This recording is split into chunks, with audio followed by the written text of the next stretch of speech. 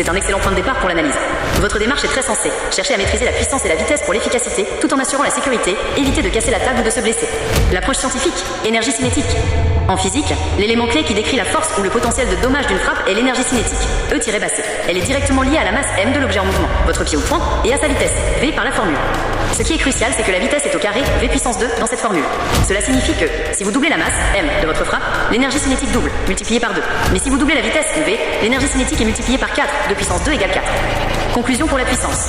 Pour maximiser la puissance de votre coup de pied ou de poing, il est beaucoup plus efficace de travailler la vitesse et l'accélération que d'augmenter légèrement la masse utilisée. Votre demande d'analyser la vitesse est donc parfaitement justifiée pour comprendre la puissance. Analyse de la vitesse et de la puissance sur la vidéo.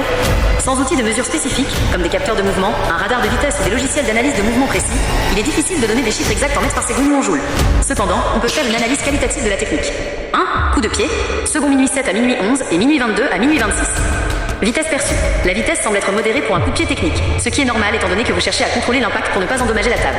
L'objectif de la précision et du contrôle prime ici sur l'explosivité maximale. Puissance potentielle. La force vient d'un mouvement qui utilise bien la rotation de la hanche et l'extension de la jambe. Pour un coup en situation réelle, l'ajout d'une accélération plus explosive, plus grande vitesse, multiplierait l'énergie cinétique. Sécurité. L'arrêt du mouvement juste avant l'impact franc est excellent. Le but est clairement de démontrer la technique et le contrôle plutôt que la puissance brute. 2. Coup de poing, second minuit 34 à minuit 36 et minuit 40 à minuit 41. Vitesse perçue. La vitesse est également contrôlée.